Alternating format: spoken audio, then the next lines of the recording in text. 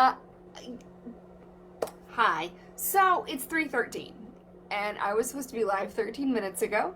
I have no valid excuse for you whatsoever, other than I appear to be, at least for today, completely unable to keep track of time. I always struggle with that a little bit. I get super zoned in, and then all of a sudden, like I swear to you guys, last time I looked, it was like 2:45, and I was like, "What time is it?" It's 3:13. Apologies, been going and just plugging away at stuff. So today I made a post. Well, I didn't make a post today. I mean, I did. That's what I'm talking about. I made a post last week about things that you wanted me to talk about, right? I got one really great question. I'm a little sad that I only got the one. Because this is literally your opportunity to legit ask me anything and to put those questions or those kind of like scenarios or what ifs or I need explanation, what's your opinion? That's your opportunity to put that stuff in there. Because the cool thing about that is, you know, I can help you to the best of my ability and provide my opinions and advice and all that kind of stuff. But you also get the ability to potentially, you know, either A, get some feedback from some other people in the group, or B, help other people realize that they had that same question, or when it gets answered, holy crap, I didn't think of that, I can do that too, right?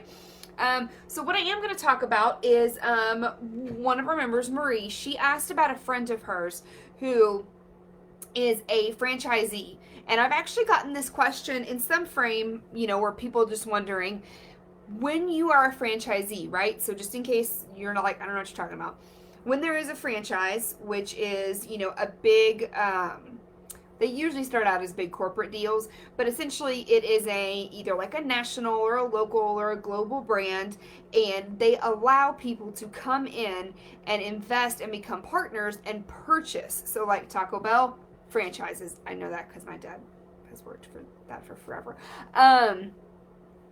McDonald's are franchises, Chick-fil-A, like, and it's not just restaurants, right? There can be a lot of different things that are franchises.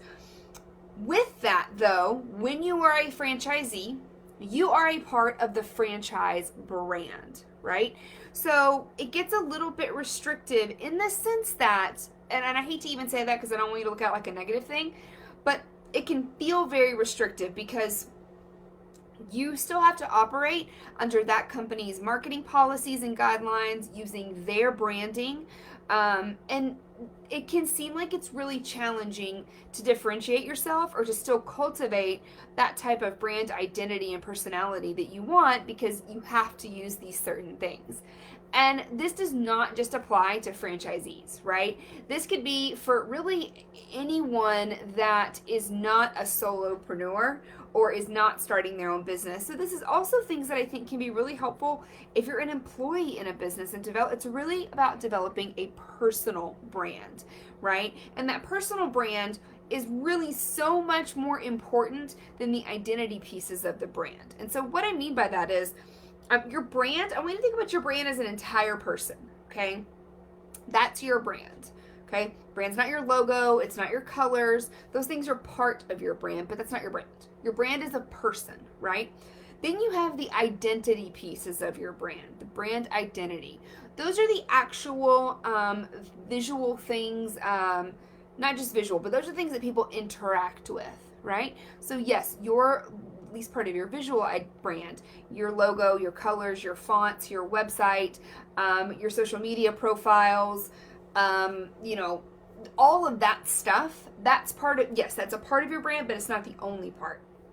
Because if you think about that, that would be like, and I know sometimes people do it, but we all know you shouldn't. That would be like if you're looking at a person and, like, you know, I'll just use a fun example. I'm an Aggie, we're a cult, we're cool with it. And as Aggies, we don't like the people. It's not that we don't like them, but our biggest rival is TU, which is Texas. We call it TU because we are the University of Texas. Anyway, little cult culture for you. That would be like if I met someone that was wearing a Texas shirt, and because I'm an Aggie, I was like, you're a horrible human. I'm sure somebody's done that, but that's the same kind of concept. So if you're having to work with an overarching brand, right? Even if you're like, man, I want to use these colors and this, it's cool because that's just one small piece of it.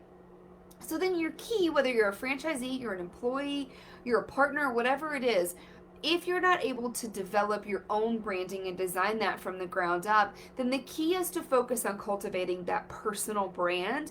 And the key is to focus on the cultivation of the brand experience for your customers, right? Because that's what they're going to remember. We have to remember that the key rule number one is that we don't buy from businesses or companies, we buy from people. Yeah. And I'm sure you guys can think of, like, for example, let's use the restaurant thing, right? Whether it's like Taco Bell or McDonald's or Chick-fil-A, we find that there's often a lot of variation, right? If there are 4 Taco Bells in your area, I can almost assure you have a favorite. Same with Chick-fil-A. Yeah. Why do we have those favorites? Well, because when we go there, our experience is almost always better. And if we go to another one, they always mess up our order, or they're rude, or, you know, their credit card machine is broken, or, you know, McFlurry's machine is broken at McDonald's, as it is so frequently everywhere, right? That is the part that I'm talking about, okay? And how you cultivate that and how you project that, that becomes taking the other parts of your brand identity and the other parts that people interact and engage with that are not stipulated by the overarching, right? So we're not talking about logo and colors and, you know, maybe you have a certain way you have to have your website. That means we're talking about your people and the experience. Yeah? So that is the crucial thing to focus on. When people interact with you and you want to create opportunities for them to interact with you, not just in the moment of purchase. You need to focus on hiring the right people to represent you. This is particularly for franchisees because whatever that brand culture is, you need to create and protect that like it is the most important thing in your life, because that will be your livelihood, right? So you got to make sure that you have all the right people representing you with the same core values and beliefs, and will uphold whatever that brand culture standard you've set is, right? What are the values? What are we focused on? What do we want? Same thing with all branding that I talk about. What do we want our people to feel when they interact, engage, and buy from us? That right there, that question should drive every decision that you make. And that gives you such a glorious opportunity to really carve out space for yourself, right? So we're focusing on that interaction. Focusing on still the customer journey, right? What process are they going through from the time they find out about us to they interact, they engage, they decide to buy, they buy, and afterward? And how can we serve them in every single stage of that process? How can we inject our unique personality into that to make sure that if they ever go to another person that does the same thing or another franchise, they will notice a difference and they will go, I am never going back there. I want to stick with my place or my person, right? Other things that you can do to create those opportunities to connect. And this too, you guys, everything that I'm talking about is all good practice for your personal brand, period. I don't care if you're battling someone else's brand, like their colors and stuff. This is just good advice for you, period, right? Find opportunities to get involved in the community. What is it that you can do? Is there a certain thing that's either volunteer-based where you can show up? Can you hold some kind of a drive? Can you support some kind of a cause? Are you being proactive in the things that you support and being proactive in talking about the things that you do not support, right? If you are inclusive, are you just passively inclusive, or are you getting out there and telling people, like, we don't care if you're blue, purple, green, red, like, we don't care, come on. Yeah? Are you active about diversity? That's a big thing right now. It should have been for a very long time, but we all know it's also a very hot topic right now. Is there something that you are against, right? If you have some sort of a franchise that deals with cosmetics, are you against animal testing? Are you actively out there propagating that? Or is it just passive? Yeah? So finding ways that you can get actively engaged with your community. You can also do that, guys, and you should be doing that with social media, right? That is your window to get to every member of your community and get your message out there more and more and more.